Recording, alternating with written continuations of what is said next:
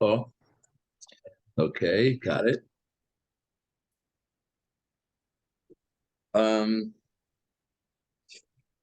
So he said this like mama's power, very powerful. The nice. It's also it's that you can reach such a level. Like he's talking about why is the first thing to work on in your preachers is your speech, right? And preachers in speech means that you do without, you speak less, you don't just talk. But he said you can reach a point where it's like hard to speak. Uh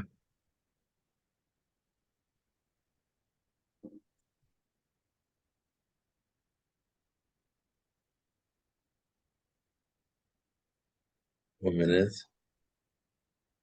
Right, that's what he had said. If we start again from me, from page Reish Tzadi Dalet, when you're doing precious, so you have to work on the rasen to hold back, to control, your senses, the temuas evarecha, and your actions, agluyim, v'yaseda shabalecha, in this order. Reish is tafkel rasen es l'shoincha, your speech, v'limloim es fosecha. Keep your mouth shut. You should separate yourself. You should do precious from speaking dvarim b'telim to this extent. To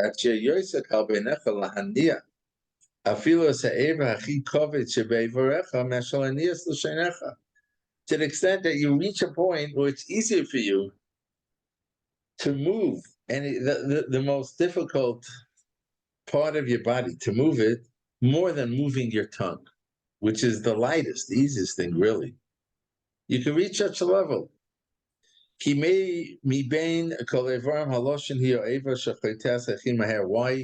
Why start with this? Because of all the limbs, it's the lashon that sins the quickest.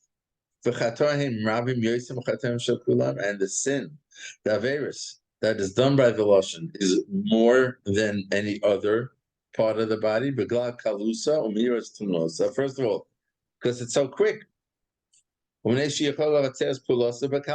could do it so easily, right? So you could do so much. You could do so many averus with your speech. You could do it so easily. Yeah, you don't have to go anywhere. Like and it could do either good or bad without. You don't need anything to help. It could just goes on its own. It's there for my brother. The letter of the law says work on closing your tongue, your mouth, rule it, and don't allow it to speak unless it's something that's really necessary. It's quite a feat. It's quite a feat to take this step. We grow up and we're so used to just schmoozing. Just schmoozing. I've been to homes, like on Shabbos, where they don't talk divrei chol at all. Yeah. It's only divrei Torah. And unless you're on that level, it's a very quiet meal, and you can hear the knife and fork clanking on the plate, and that's about it. Right. People expect you to, if you're in a crowd and you don't say anything, so they look at you a little strange, like you're not one of the guys, and it's just our society that we speak very freely. And when you speak very freely, you're going to end up saying Isurim. So he's saying you have to learn to control your mouth. You only say what needs to be said. And, we all like to be looked at as wise and clever. And a lot of that is dependent, we try to say things that are clever. You don't have to. Right? You don't need. It's in a way. It's very. It's building. internally, I don't need your acclaim to prove myself. I don't need it. Like when you need everyone's input and they should clap their hands for you, so then you speak a lot because you want to express. They should be impressed with what you have to say. But if I have a son, I have a son that he would never like really raise his hand in class. I mean, he wouldn't answer questions. And when like my wife, asked him, why don't you do this? He says, look, the Rebbe knows I know. I know. So like, what do I have to do? Like, I know. He knows I know. So it's not necessary, But for most of us, no, you want to be heard. You want to call on me. I want everyone to know I know. So it's so that's what he's saying. Don't allow yourself to speak unless it's something really necessary that you need. Or the Tzarech Kiyum Torah, or full Torah, to learn Torah. Tzarech Kiyum Chabayim Hazeh. There's certain things you need to say. You want to go into the store, you gotta, where's the milk aisle? I mean, things that you need to do to exist. Yeah, if you're in business, you have to. But do it, even in any extra words, in any extra speech, limit it, shorten it. And then perhaps if all that he's saying, you'll be saved from the damage that it could cause you. Now it's interesting because everyone talks about Chofetz Chaim. You would think he never spoke, but they say no, he did speak, right? But I guess he was really in control of what came out of his mouth. It's all in your mouth. But he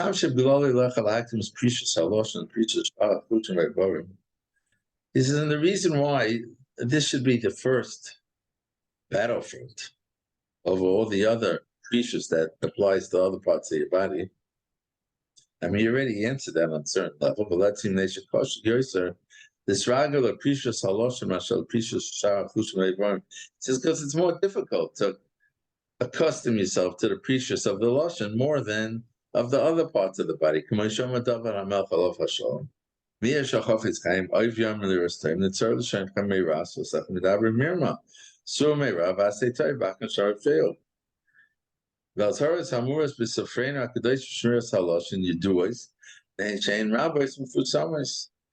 He says it's known. All the Sfarim, the Azharas, the warnings about Shmiras Haloshin. You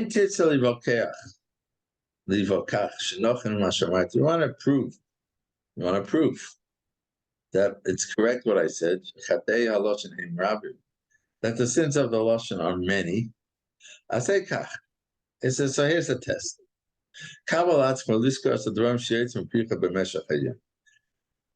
Accept upon yourself. Make it a point to remember everything you say over one day's time.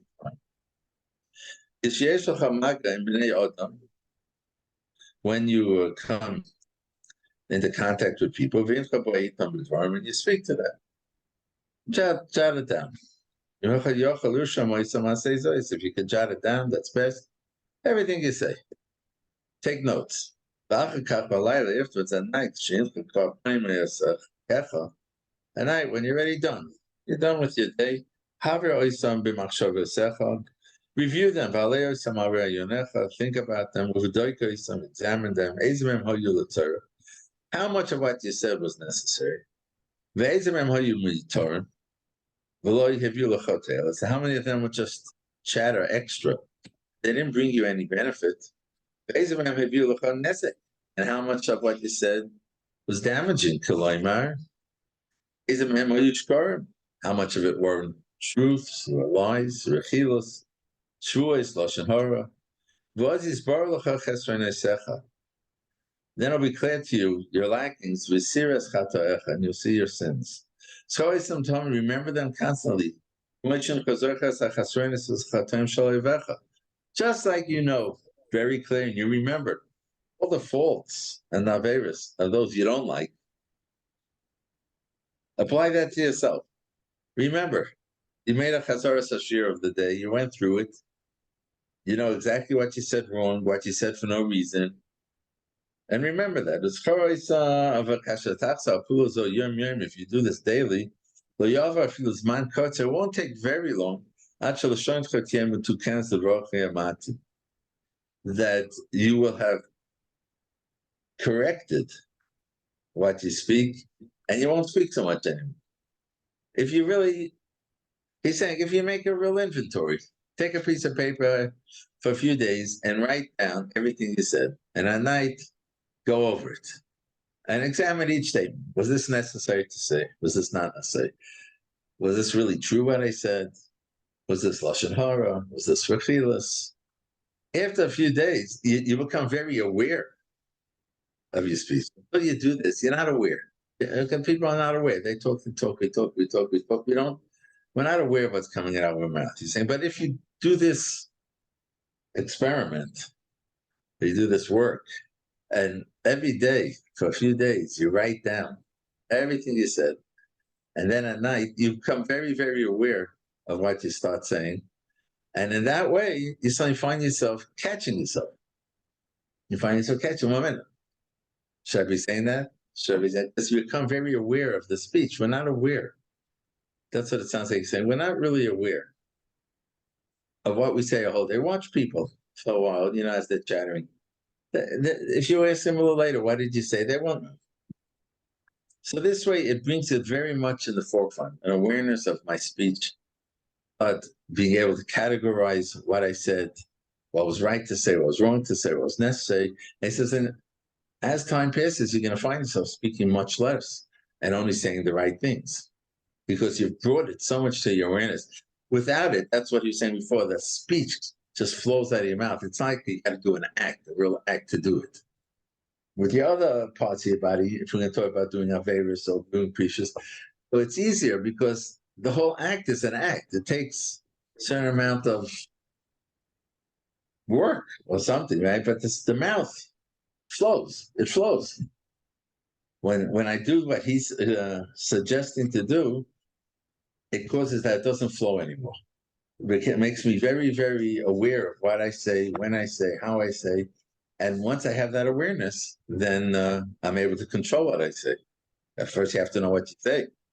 But Similarly, I mean, like on diets, the first thing that they tell you to do is write down every food that you eat. Good, bad, indifferent, write it down because then you become aware of what you're eating and conscious of it.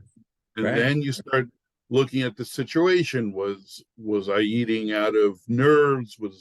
Was it a social situation? You start delving further and further. Conceptually, it's the same idea. That's right. That's right. Absolutely. Maybe I should start doing that also. Okay. I promise I know what I eat. I could tell you. Okay. And instead of speaking, you'll start thinking a lot. And you'll be always making a cheshbon nefesh with yourself. Because the thought is a candle that you're putting into your heart. The cheshbon nefesh hu shemesh hami'iras afeles matzponecha. The cheshbon nefesh is the sun that lights up the darkness of your thoughts. Umagalalas hatoiva sarah tomenbo. And it reveals the good and the bad that's hidden in your thoughts. You make a cheshbon nefesh. The lashon is shar hamatzpon, and the lashon he's saying is the gateway. It's the gate of my. Usually, matzpon means my candle. In my lashon mefukteres, it says so if my lashon is hefker, ve'ena shemeres heitev is mashnim sebetoich hamatzpon, and it doesn't keep in, it doesn't watch well. What's inside, os hashar shal itzar matzpon patuach, so everything comes out. And you end up saying things you don't want to say, and you don't want people to know. If your inside aren't necessarily mitzvah, and you're gonna end up saying things. Things will be revealed that you would prefer to be not revealed. But if you do, Watch the gate. In Choshem Samatzon, it's Mashiach person, then you're protecting yourself.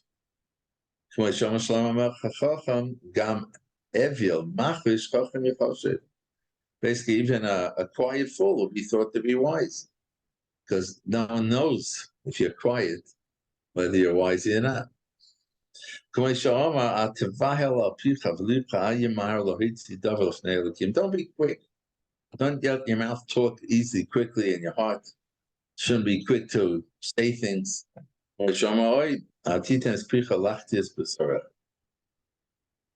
So therefore, that's step one in Precious, is to work on your mouth. And he even tells us how to do it. Even tells us how to do it. Write down.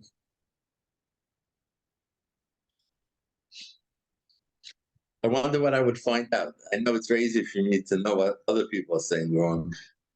But I wonder what I would find out if I wrote them on I said. I might find, whoa, 1 minute. You're not such a star yourself. You said this time during the day. You spoke about that guy during the day. Why do you have to say that?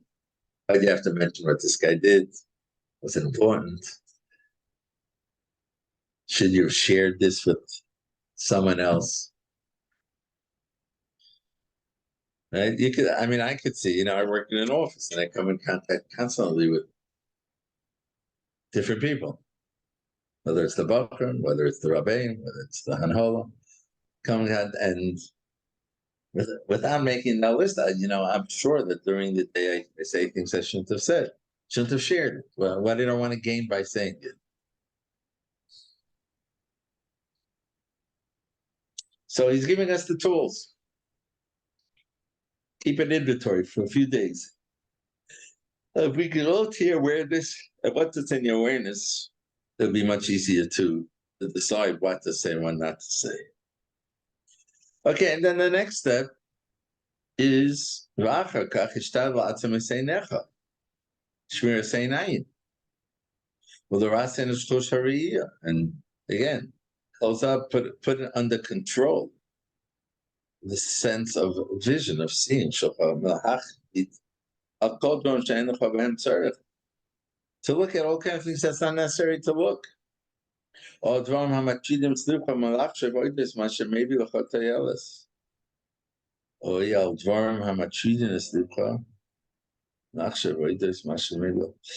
you see things that keep you busy and don't allow you to think about what could be, things that would be a benefit for you. Your mind is busy because you're seeing so many things. And you can't focus on what you should be focusing. Interesting. We all talk about Shmir Seinayin, but he's saying in creatures, the whole nother level, you shouldn't be free with your eyes, even looking at fine things, good things, not a dvarim. You have to also learn how to control your eyes. And part of controlling your eyes is using it where it's necessary to look, and what's not necessary to look, so don't look. For all Sar Sariyah Hamiteris says in the pasuk, the Torah already answers extra looking. He said not necessary, but I'm right. Because this is interesting because this is talking about not drawing Torah. Rabbi Seinu Zal Amru, Liba ve'ena trained sarsurin decheta, the heart and the eyes are the tools of Averas. Elishtamish b'chush v'yesh chaldireis yitziras habar yispara. Ramilla, use your vision to see Hashem's creation. Today, she'tispoinim behem, v'tavkim v'tovim hem es yicholas habar, so that you could think about them, and it'll come to bring you Hashem's power, Hashem's ability. As chachmosei v'estuvai, his wisdom and his good. I get the weekly, the daily Rav Avigdor Miller. He's been talking about why is grass green and why didn't Hashem make all the fruits the same color and make it colors, right? But you posted. Use your eyes for that, for positive things that brings you to Hakaras Habayra and Hashem's goodness to us. When I see your heavens, the actions of your fingers, your hands, Shemayim is happening for kill. The skies, the heavens, recount, they tell over the covenant of Hashem, Asiyada Magid Orikia. I'd say for Perik till the end of that Perik in Tehillim. That's what you should be using your eyes for. That's so we did the speech, we did the eyes. You don't have to hear everything. Work on closing your ears from hearing what you don't have to hear. And separate yourself from hearing things that are just extra. Better. It's things that not going to bring you, guys sit around and they're schmoozing. You don't have to listen. You're not getting any benefit from what they're schmoozing about. And at the same time, you won't hear lies, rechilus, lashon hara. Ufresh mishmias kol minei zemer. Unigina utzchoy v'hoilus. Asher yaviu es l'idei kach shetamas l'kim v'tasev es mitzvoisa. Separate yourself from kol minei zemer and tzchoik and hoilus. That will bring you to go against Hashem. Okay, I don't know what he means exactly by minei zemer. If we're talking about the zemer in the street, so that's taka. Doesn't bring you close to Hashem or anything. The Gaisha music and stuff. It's like it's hoilus, it's whatever, it's taiva. Again, so don't let it in. Turn your eyes, your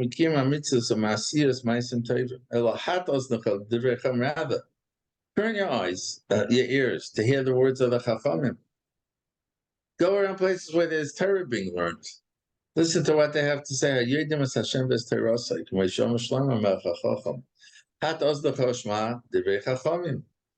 Turn your ears and hear the words of the Chachamim. The ear that hears the rebuke of life is Chaim. B'kerev Chachamim Tolin, on the bottom, he says, the ears that accept the rebuke, that can bring you to Olam Haba. B'kerev Chachamim Tolin, Nimtzes Tamid Ben HaChachamim. That person will always be by Chachamim. K'dei lumen be'hem Torah Avodas Hashem, because he wants to learn Torah Avodas Hashem. Make sure that that's where he hangs out. Okay, these are powerful things, the precious in all of them, and we all could do what we're up to in the ladder. It's not all or nothing, right? But to be the awareness, and to me, it's like the first step is all that awareness that he specified in the speech, But in all of that, how much time do I spend listening just to people? And was it Torah was listening? Was it lashon hara was listening? What was it? Was it just time-consuming?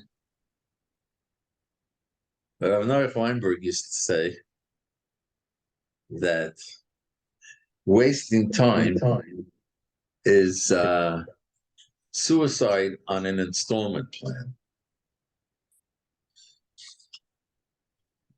Every minute you waste, so you just killed that minute. You have a certain amount of time, and it's an installment. You do it.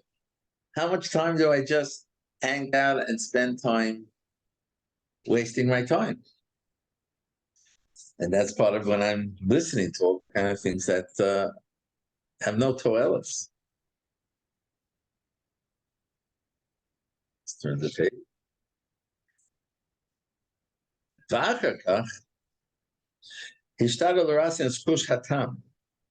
Control taste. In other words, eat and drink just what you need. And stop eating and drinking things that aren't necessary. How do I do that? Right? Here's for the dieters. Right? What's the trick? What's the plan? To accustom myself to this, he should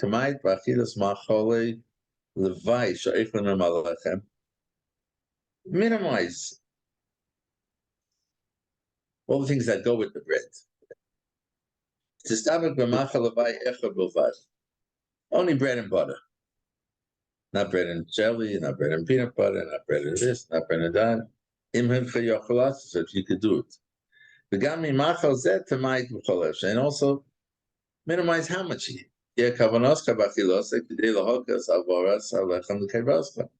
And your intention when you eat should be to make it easier for the bread to go into your stomach. And not that it should be enjoyable. I guess it's hard to get the bread down, but if you put something on the bread, it goes on easier. So that's my intention. At times, accustom yourself to eat plain bread. To accustom yourself to this. To the extent that when you only have bread, you have no problem. You could just eat it. If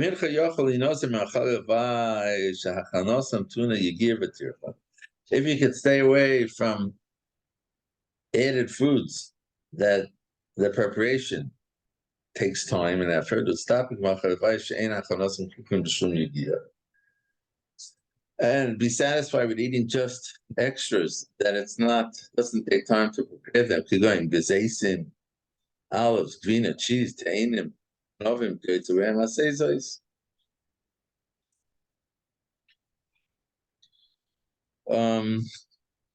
okay, let's stop here. We'll do this again. We'll start with the Hushatam.